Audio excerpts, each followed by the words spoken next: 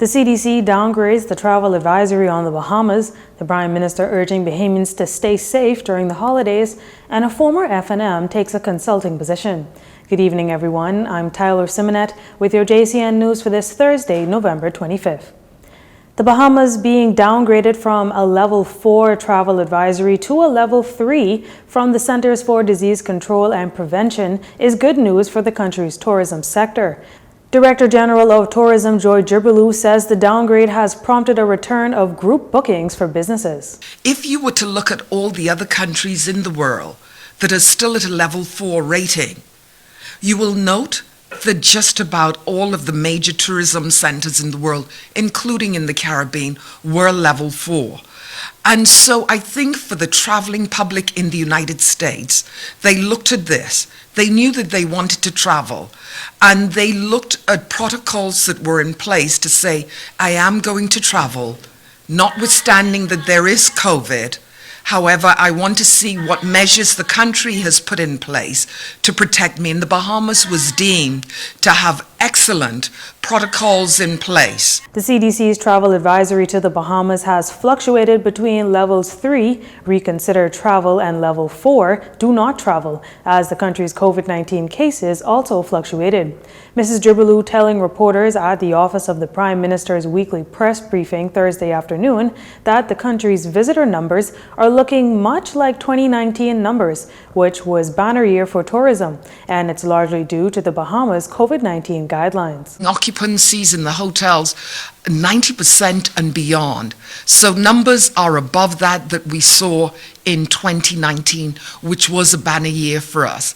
And the good news is it's not just hotels in Nassau, Paradise Island, but the family islands who have been doing well throughout our recovery period.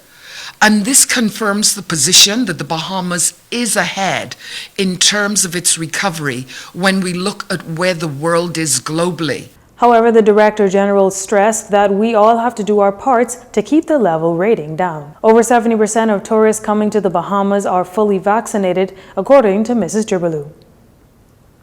The holiday season has officially kicked off with Thanksgiving being today, and with scores of Bahamians set to celebrate with friends and families this evening, as well as the many who have packed their bags to head abroad to enjoy time with family and friends. Prime Minister Philip Davis is calling for all Bahamians to stay safe during this holiday season, as he says the pandemic is not over. The holidays are approaching. Starting today with Thanksgiving, gatherings are likely to be larger, and wanting to remind our people that the pandemic is still alive and it is well.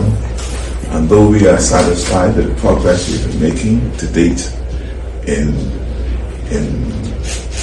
lowering the positivity rate, I'm still urging our people to stay safe.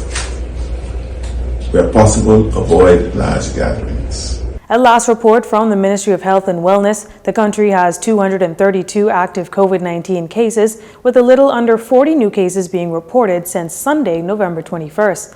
Although the positivity rate remains relatively low, Prime Minister Davis still urges everyone to follow COVID-19 mitigation protocols. Continue to wear your masks, particularly if you are indoors in close quarters. And if possible, if you can have gatherings, kindly have them on the outside. The weather is great and fine. We have beautiful weather. Gatherings are encouraged to be held outdoors. And when you are indoors, please, if you can, ensure that the place in which you are indoors is properly ventilated. I also urge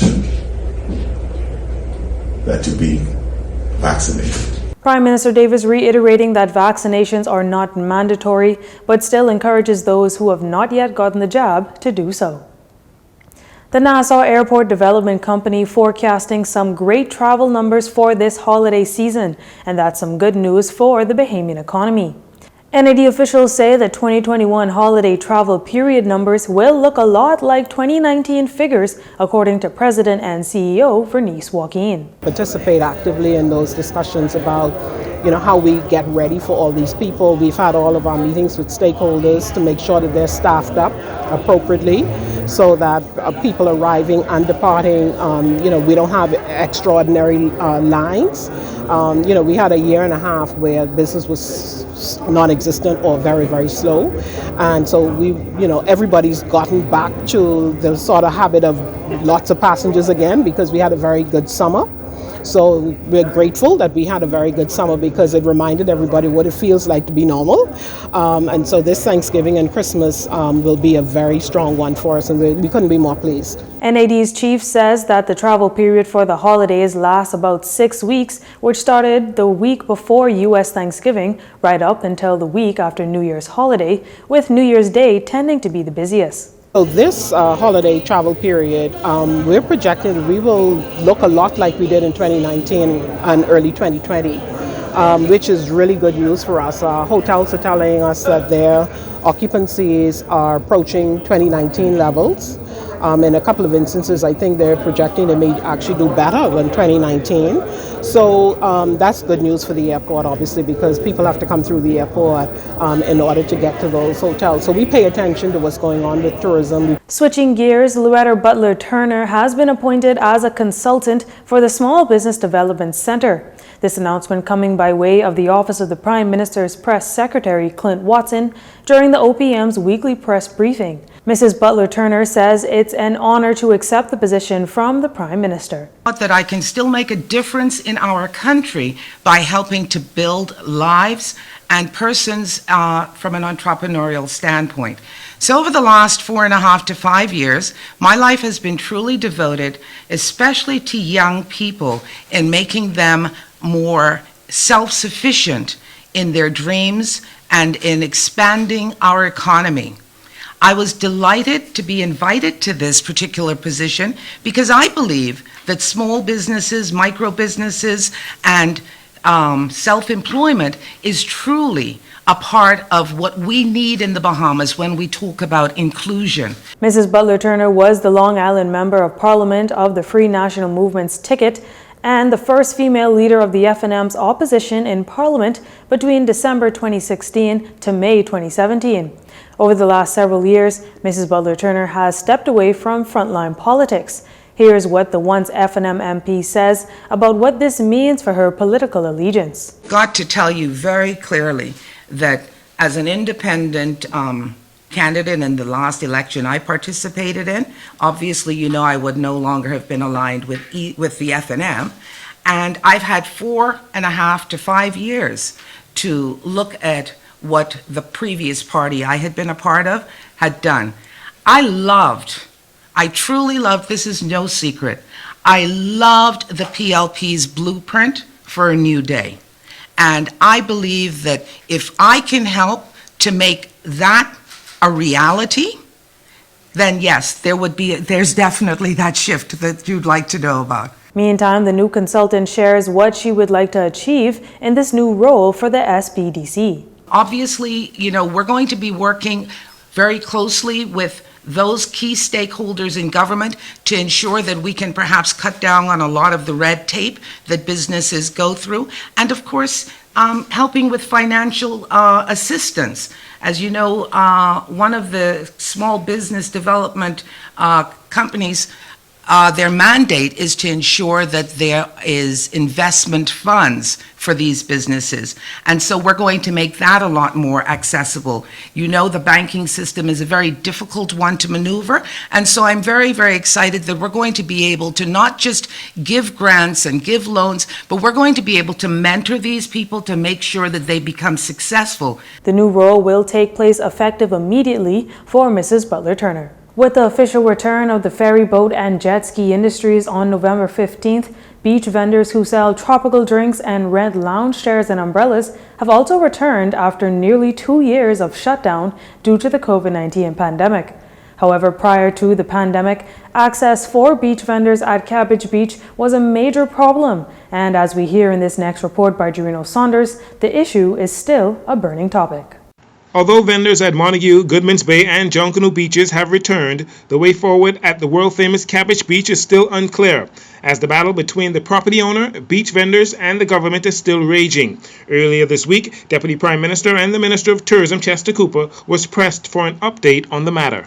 Cabbage Beach has been a vexing problem for several administrations, and we are continuing discussions with the owners and the neighbors, the businesses in the area, as well as the police.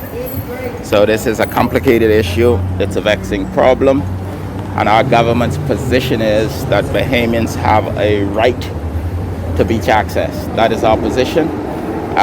We are working out through the teething issues, and there are many of them. Mr. Cooper went on to explain that there is still access to Cabbage Beach via an alternate entry point. However, he declined to comment further on which access point to Cabbage Beach remains in question and an ongoing issue for the weekends. I don't want to comment any further in relation to the access itself. Suffice to say, we are close to resolving the issue, and I believe in the course of the next week or so, everyone will be happy. Mr. Cooper vaguely mentioned that some businesses have expressed concerns about problems in the area at Cabbage Beach and that the government is working along with stakeholders to bring a permanent solution to the issue. We also visited Goodman's Bay and spoke with beach vendor Irvin Moxie, owner of Seaside Destinations. Mr. Moxie was once at the center of the fight to maintain public access to Paradise Island's Cabbage Beach and is now hoping to protect Goodman's Bay for future generations of Bahamians. Well, with the tourists, because a lot of them don't realize how beautiful of a beach Goodman's Bay is. I don't think Goodman's Bay gets enough hype. I think it's one of our more beautiful beaches in the island, and I pray that the Bahamian people always fight to keep this as a local beach for us and not allow any government or any industry to come in and try to take this away, because this is really a gift from God to the Bahamian people.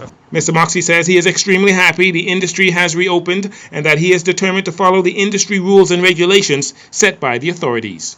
Jarino Saunders for JCN News. You're watching JCN News. Stay with us.